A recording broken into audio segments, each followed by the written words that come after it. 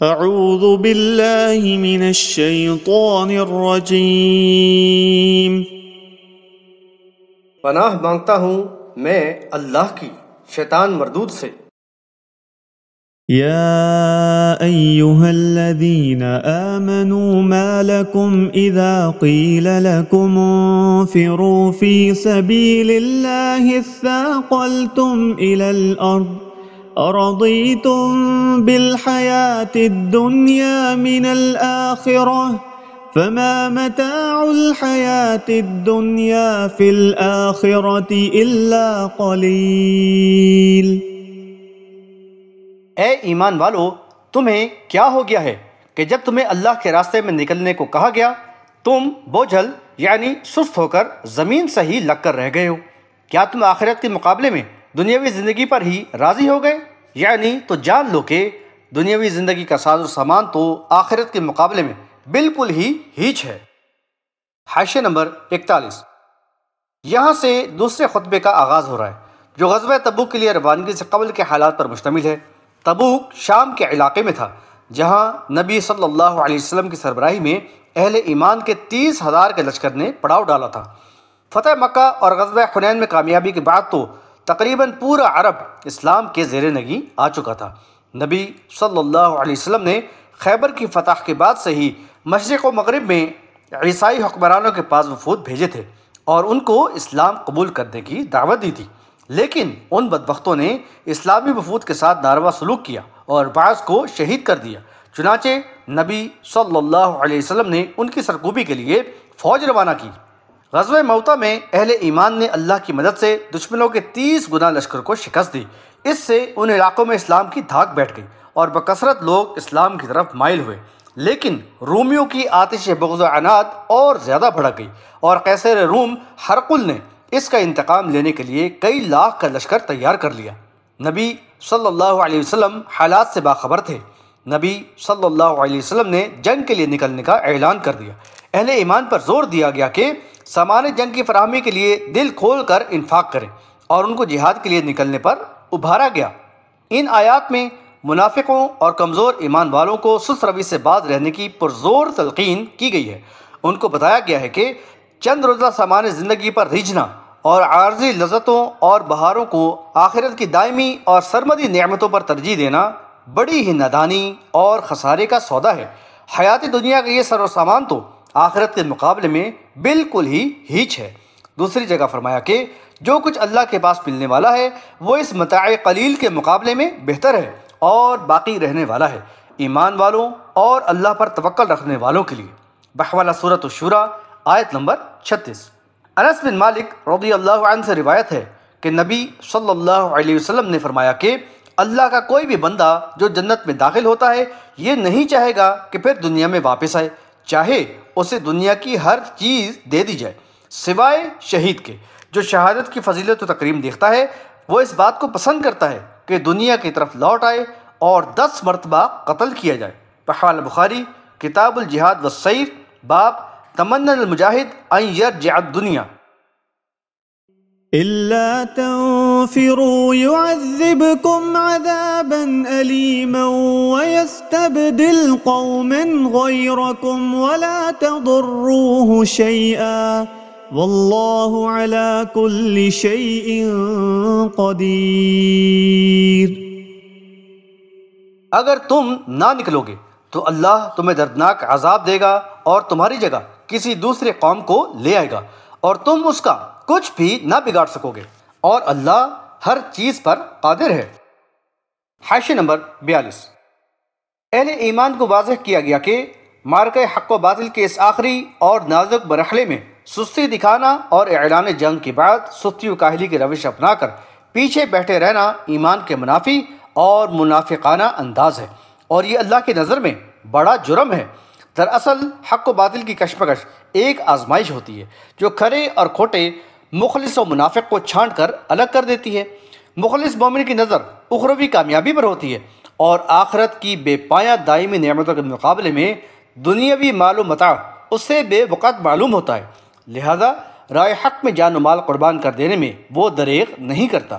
لیکن منافق کی سوچ دنیاوی مفادات تک ہی موقوف رہتی ہے اور جب یہ مفادات خطرے میں ہوں تو وہ آگے بڑھنے سے ٹھٹک جاتا ہے۔ یہاں اہل ایمان بالخصوص کمزور ایمان والوں کو تنبیہ کی گئی ہے کہ اگر تم اس اعلان پر فی الفور نہ نکلے تو شدید سزا کے حقدار ہوگے۔ اللہ تمہیں المناک عذاب سے دوچار کر دے گا اور تمہاری جگہ دوسرے قوم کو اٹھائے گا۔ سورہ مائدہ میں فرمایا کہ اللہ ایسے لوگوں کو لائے گا جو لومت لائم سے بے خوف ہو کر اللہ کی راہ میں جہاد کریں گے۔ بحوالہ سورۃ المائدہ آیت نمبر 54۔ ان کو یہ بھی چتا دیا گیا کہ اللہ تعالیٰ کے منصوبے کی کامیابی کا دار و مدار محض تمہارے اوپر ہی موقوف نہیں کہ اگر تم نہ نکلے تو یہ مہم سر نہ ہوگی۔ اللہ کسی اور گروہ کو توفیق دے گا اور ان سے یہ کام کرائے گا۔ یہ تو اس کا فضل و کرم ہے کہ اس نے تمہیں موقع دیا ہے، تو تم اس موقع کو ہاتھ سے نہ جانے دو۔ إلا تنصروه فقد نصره الله إذ أخرجه الذين كفروا ثاني اثنين إذ هما في الغار إذ يقول لصاحبه لا تحزن إن الله معنا فأنزل الله سكينته عليه وأيده بجنود لم تروها وجعل كلمة الذين كفروا السفلى وكلمة الله هي العليا والله عزيز حكيم۔ اگر تم اس یعنی نبی کی مدد نہیں کرتے تو اللہ اس کی مدد اس وقت کر چکا ہے جب کافروں نے اسے نکالا تو وہ 2 میں کا دوسرا تھا جب وہ دونوں غار میں تھے، اور وہ اپنے ساتھی سے کہہ رہا تھا پریشان نہ ہو، یقیناً اللہ ہمارے ساتھ ہے۔ تو اللہ نے اس یعنی نبی پر اپنی تسکین نازل کی اور ایسے لشکروں سے اس کی مدد کی جنہیں تم نے نہیں دیکھا، اور کفر کرنے والوں کی بات کو اللہ نے پست کر دیا، اور بات تو اللہ ہی کی بلند ہے کیونکہ اللہ سب پر غالب ہے، حکمت والا ہے۔ حاشیہ نمبر 43۔ مزید تنبیہ کرتے ہوئے فرمایا کہ یہ بات یاد رکھو کہ اگر تم ہمارے نبی کی مدد کو نہ نکلو گے تو اللہ و رسول کا کوئی نقصان نہ کرو گے، ان کے لیے اللہ تعالیٰ کی مدد ہی کافی ہے۔ اللہ نے اس وقت بھی اپنے نبی کی مدد کی تھی جب کفار مکہ ان کی جان کے درپے تھے اور قتل کرنے یا ملک بدر کرنے کی سازش کر رہے تھے۔ اللہ تعالیٰ نے ان کی چالوں کو ناکام کیا اور نبی صلی اللہ علیہ وسلم کو بحفاظت دار الکفر سے نکالا۔ ان کے ساتھ ابو بکر رضی اللہ عنہ بھی تھے۔ اس کی مزید تفصیل کے لیے سورہ انفال حاشیہ نمبر 30 دیکھیں۔ پھر دوران ہجرت بھی اللہ کی مدد شامل حال رہی اور تعاقب کرنے والے کافروں کے دستہ سے ان کو محفوظ رکھا گیا۔ غار ثور میں بھی اللہ تعالیٰ کی غائبانہ مدد سے ہی کفار نبی صلی اللہ علیہ وسلم تک نہ پہنچ سکے، جس کا اس آیت میں ذکر ہے۔ انس بن مالک رضی اللہ عنہ روایت کرتے ہیں کہ ابو بکر رضی اللہ عنہ نے بیان کیا کہ میں ہجرت کے وقت غار یعنی ثور میں نبی صلی اللہ علیہ وسلم کے ساتھ تھا۔ میں نے غار کے اندر سے کافروں کے پاؤں دیکھے۔ میں نے عرض کیا کہ اے اللہ کے رسول صلی اللہ علیہ وسلم، ان میں سے کوئی پاؤں اٹھا کر دیکھے تو ہمیں دیکھ لے گا۔ رسول صلی اللہ علیہ وسلم نے فرمایا، ان 2 آدمیوں کے متعلق تمہارا کیا خیال ہے جن کے ساتھ تیسرا اللہ ہو؟ بحوالہ بخاری کتاب التفسیر سورۃ التوبہ۔ پھر نبی صلی اللہ علیہ وسلم نے ابو بکر رضی اللہ عنہ کو تسلی دیتے ہوئے فرمایا کہ پریشان نہ ہو، یقیناً اللہ ہمارے ساتھ ہے۔ حاشیہ نمبر 44۔ اللہ تعالیٰ نے اپنے نبی پر تسکین نازل فرمائی اور ایسے لشکروں سے ان کی مدد کی جو نظر نہ آتے تھے، چنانچہ ہر مرحلے میں کفار ناکامی سے دوچار ہوتے رہے، اور آخر میں سراقہ بن مالک جو نبی صلی اللہ علیہ وسلم کے تعاقب میں نکلا تھا، بے بس ہو کر نبی صلی اللہ علیہ وسلم کا معاون بن گیا۔ اس طرح اللہ تعالیٰ نے نبی صلی اللہ علیہ وسلم اور ابو بکر صدیق رضی اللہ عنہ کو اپنی حفاظت میں مدینہ پہنچا دیا۔ منکرین اپنی سازشوں اور چالوں میں ناکام و نامراد ہو کر ذلت و پستی سے ہی ہمکنار ہوئے۔ اللہ کی تدبیریں کامیاب ہوئیں اور دین حق اور کلمت اللہ کی سربلندی ثابت ہو کر رہی۔ بلا شبہ کلمت اللہ اعلیٰ و ارفع ہے اور اللہ تعالیٰ ہی غالب اور حکمت والا ہے۔ کلمت اللہ سے مراد کلمت توحید، اللہ کی وحدانیت کا پیغام ہے، اور کافروں کا کلمہ کفر و شرک اور اس پر مبنی باطل دین ہے۔ انفروا خفافا وثقالا وجاهدوا بأموالكم وأنفسكم في سبيل الله ذلكم خير لكم إن كنتم تعلمون۔ یعنی اے ایمان والو، نکل پڑو ہلکے ہو یا بوجھل، اور اپنے مال اور اپنی جانوں سے اللہ کی راہ میں جہاد کرو، یہی تمہارے لیے بہتر ہے اگر تم سمجھو۔ حاشیہ نمبر 45۔ غزوہ تبوک کے لیے نکلنا ایک شدید آزمائش تھی، لیکن کھرے اور کھوٹے کی پہچان کا یہ قیمتی موقع تھا۔ جیسا کہ اوپر واضح کیا گیا کہ مخلص مومن آخرت کی کامیابی کو ہی حقیقی کامیابی سمجھتا ہے، اور وہ جنت کی دائمی اور بے پایاں نعمتوں کا آرزو مند ہوتا ہے، اور ان کے مقابلے میں دنیاوی مال و متاع اسے ہیچ اور بے قیمت معلوم ہوتا ہے، لہذا راہ حق پہ جان و مال قربان کر دینے میں اس سے کوئی تردد نہیں ہوتا۔ اس کے برعکس منافق کی نظر دنیا کے مال و زر اور نام و نمود پر جمی رہتی ہے، اور جہاں ان مفادات کو خطرہ ہو تو وہ فرار کی راہ اختیار کرنے کو ترجیح دیتا ہے، اور اس کے لیے عذر اور حیلے بہانے تلاش لیتا ہے۔ اس وقت قیصر روم کے عظیم اور 10 گنا لشکر سے مقابلہ تھا۔ عرب کے شکست خوردہ قبائل کے دلوں میں بھی آتش انتقام کی چنگاری سلگ رہی تھی، اور مدینہ کے منافق ان سے خفیہ رابطہ رکھے ہوئے تھے اور ان کو اہل ایمان کے خلاف اکسانے میں سرگرم تھے۔ اس کے علاوہ موسم شدید گرم تھا اور کھجور وغیرہ کی فصلیں پک کر تیار تھیں۔ ایسے حالات میں حکم دیا گیا کہ وہ اللہ کی راہ میں بے دھڑک نکل کھڑے ہوں، سر و سامان یعنی سواری وزاد راہ وغیرہ کے ساتھ یا بے سر و سامانی میں کسی بھی حال میں ہوں، غزوہ کے لیے کوچ کرنے میں تساہل اور پس و پیش نہ کریں۔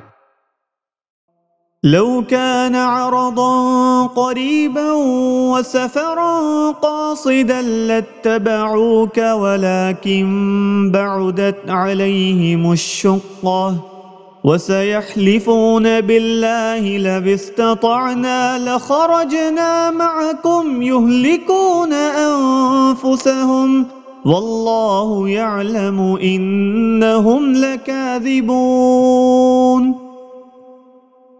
اگر مال یعنی کا حصول نزدیک ہوتا اور سفر بھی ہلکا ہوتا تو یعنی اے نبی پھر یہ ضرور تیرے ساتھ چل پڑتے، لیکن انہیں سفر کی دوری پرمشقت نظر آئی۔ اب تو یہ اللہ کی قسمیں کھا کر کہیں گے کہ اگر ہمارے بس میں ہوتا تو ہم ضرور تمہارے ساتھ نکلتے۔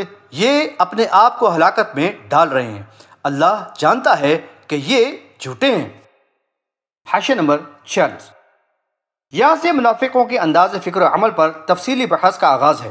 درج بالا حکم نے ان منافقوں کو یکسر بے نقاب کر دیا، ان کی ظاہری نمائش کے پردے چاک ہو کر رہ گئے۔ ان کی مفاد پرستی اور تساہل پسندی پر تبصرہ کرتے ہوئے فرمایا کہ ایسے نازک اور اہم موقع پر بھی جبکہ حق و باطل کے مارکہ آرائی فیصلہ کن مرحلے میں تھی اور جنگ کا عام اعلان بھی کر دیا گیا تھا، تو اس وقت جنگ کے لیے نکلنا فرض عین تھا، یعنی ہر ایک پر لازم تھا، لیکن یہ منافقین پھر بھی سست روی کا مظاہرہ کر رہے تھے۔ البتہ اگر حالات سازگار ہوتے، تھوڑی مشقت کے بعد جلد ہی مال غنیمت مل جانے کی توقع ہوتی اور سفر بھی دشوار گزار نہ ہوتا، موسم اچھا ہوتا اور مسافت کم ہوتی، تو یہ منافق لوگ نبی صلی اللہ علیہ وسلم کے ساتھ کوچ کرنے کو فوراً ہی تیار ہو جاتے۔ لیکن اس وقت تو معاملہ برعکس تھا، حالات انتہائی ناسازگار تھے، مسافت بہت طویل تھی، موسم انتہائی شدید تھا اور بے سر و سامانی کی حالت تھی، سواریاں کم تھیں اور زیادہ راہ کی قلت تھی، لہٰذا اس غزوے کو غزوہ عسرہ کہا گیا۔ بحوالہ بخاری کتاب المغازی باب غزوہ تبوک۔ اس کے علاوہ مقابلہ بھی قیصر روم کے عظیم اور طاقتور لشکر سے تھا، چنانچہ ان منافقوں نے پیچھے بیٹھ رہنے کو ترجیح دی اور اسی کو مصلحت و حکمت خیال کیا۔ حاشیہ نمبر 47۔ یہاں منافقوں کے طرز عمل اور ان کی بد انجامی کا ذکر ہے، جنہوں نے بظاہر اسلام تو قبول کر لیا تھا، لیکن وہ اس کے لیے مشقت برداشت کرنے اور مفادات کو قربان کرنے کے لیے قطعاً تیار نہ تھے۔ مخلص مومنوں نے تو انتہائی دشوار اور ناسازگار حالات کے باوجود اللہ کے حکم اور نبی صلی اللہ علیہ وسلم کی پکار پر لبیک کہا اور بے چون و چرا برضا و رغبت جہاد کے لیے نکل کھڑے ہوئے۔ اس کے برعکس ان خود فریبی کے شکار اور یوم حساب سے غافل و بے خوف لوگوں کا یہ حال تھا کہ محض تن آسانی کے سبب پیچھے رہ گئے تھے، لیکن بعد میں جھوٹی قسمیں کھا کر عذر پیش کریں گے کہ اگر ہم میں استطاعت ہوتی تو ہم ضرور آپ کے ساتھ غزوہ کے لیے کوچ کرتے۔ ان آخرت فراموش منافقوں نے کیسا دائمی ہلاکت و بربادی کا طرز عمل اپنایا۔ آج انہوں نے اپنی بے عملی کو حیلوں بہانوں میں چھپا کر اپنے آپ کو خوش کر لیا، لیکن ان کو معلوم نہیں کہ ان کا معاملہ ان کے رب کے ساتھ ہے، اور وہ حقیقت حال سے خوب باخبر ہے۔ وہ چاہے تو دنیا میں ہی اسے افشا کر دے، ورنہ آخرت میں تو صورتحال کھول کر سامنے رکھ دی جائے گی، اور وہ خود اعتراف کریں گے کہ وہ جھوٹے تھے۔